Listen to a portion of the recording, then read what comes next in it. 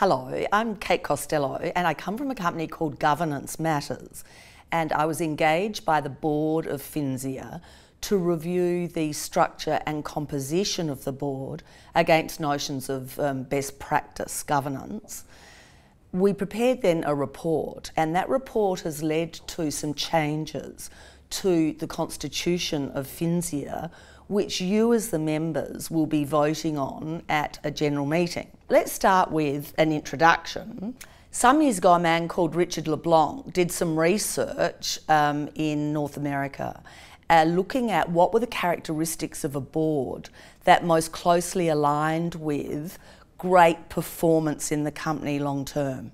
And this was done as sort of statistical regression analysis, so it was very valid on the correlation between aspects of the board and performance of the company.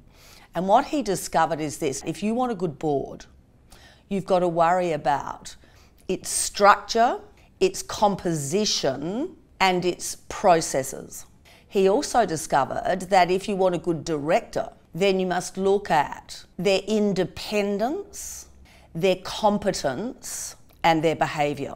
The constitutional changes you're going to see are mainly around the issue of board structure and composition and director independence.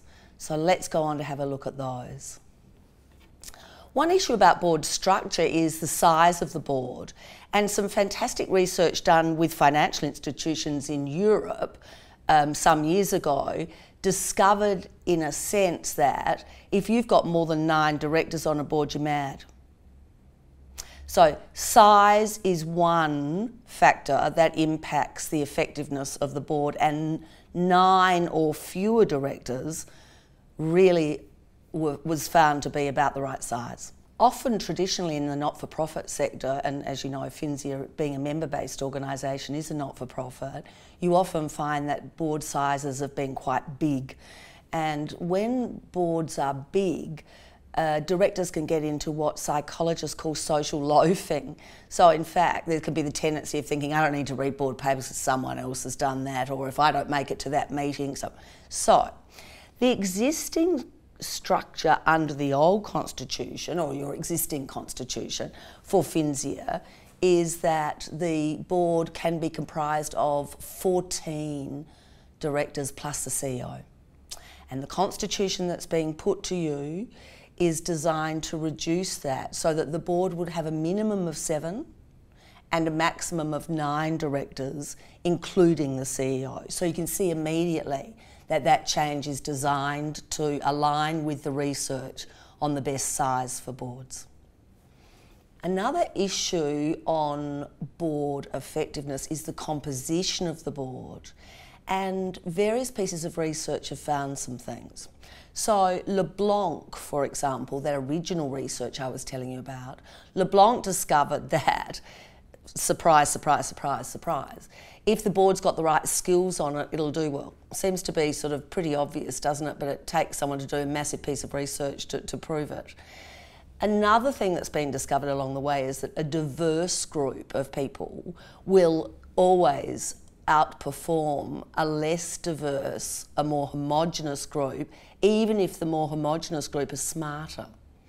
And the final thing we're discovering over the last 10 years or so in research is if there is at least one woman, preferably more on a board, the board will perform better. So what is that saying? It's actually saying that skills as one aspect of diversity, but diversity generally, will produce a good board. Boards that are representational in nature can experience some tension, because even if the directors who come from one region really do understand that their duties when they join the board of a national body is to that body across Australia and not to the group that put them there, that can create some tensions, because their constituency is saying, why aren't you looking after Western Australia? Why aren't you looking after Queensland? What happened to South Australia? Oh, everyone in New South Wales and Victoria. So this can produce these tensions. And as you know, the existing board of Finsia is currently made up of a director from each of your regions, plus then the 5 additional people who get the most votes, regardless of where they come from, plus the ability to appoint another 3 to get skill sets, plus the CEO. Now, that sort of arrangement may or may not produce the diversity, including the skills required to make Finsia a great, great organisation. So, what are the skills and the other aspects of diversity? What are the ideal ones for Finsia? Well, when you think about it, really the skill set should include the things you can see here: legal and risk, finance obviously, but then the board felt too strategic marketing and communications and sort of social media, which is becoming increasingly more important. The other dimensions of diversity too would relate to gender, making sure there's some academic representation potentially, and that the major employers are represented. Or not represented, that someone who understands the major employers is on the board. And then region, here are your regions, you know your regions. It's important that regions are taken into account too, and that various aspects of the finance industry have a voice too. And you know what your industry advisory groups are: corporate advisory and wholesale markets, financial advice, funds and asset management, and retail and business banking. Now, if you try to get every single one of those aspects of diversity, you'd have 25 people on the board, and you can't. So, the Constitution is providing that generally the composition of the board, remember those 7 to 9 directors, be comprised of people who bring the skills and diversity necessary to meet the strategic imperatives of the company. That's good. That leaves the flexibility to change as the external environment changes. But how would you determine then who should be on the board at what particular point in time? Well, the board has accepted that a way to do this that would be hopefully acceptable to you is to create a director nominations committee. And on that committee would be the chair of the board, the current chair, plus, importantly, 2 independent members. And I know Finsia will look to make sure those independent members have a big reputation and are well regarded in the finance industry.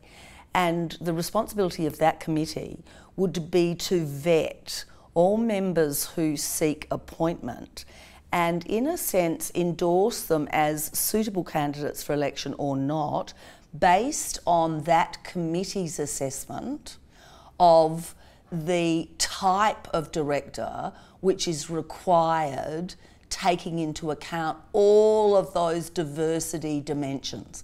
In other words, if at a particular point in time that committee feels we really need a woman, and actually too many people on the board are from New South Wales or something, so we need to get somebody potentially from one of the smaller regions, and we need someone who understands financial planning very well.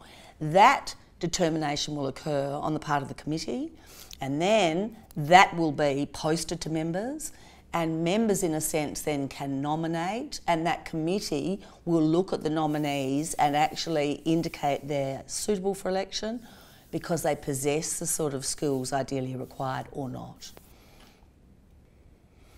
And then after that, apart from the CEO obviously, you get to elect all of the directors. So those who are nominated, those who are standing, there's a full membership election for these positions, which is slightly different from the current situation.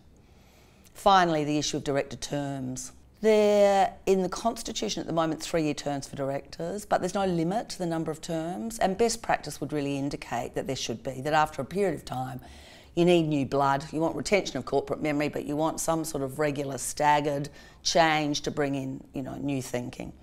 And so the Constitution is recommended to you is saying that directors would have 3-year terms as a maximum. And the lucky last point really relates to the chair. At the moment under the Constitution, the chair is elected annually, and there's a sense that this position needs to have some continuity, particularly for strategic imperatives. And so the new provision recommended to you is that the chair be appointed for a 3-year term, and that be able to be extended by 1 additional year if the circumstances require it, which it might sometimes. It's simply there to provide some flexibility. So they're the changes that are recommended. I hope they've been clear. Thanks for listening.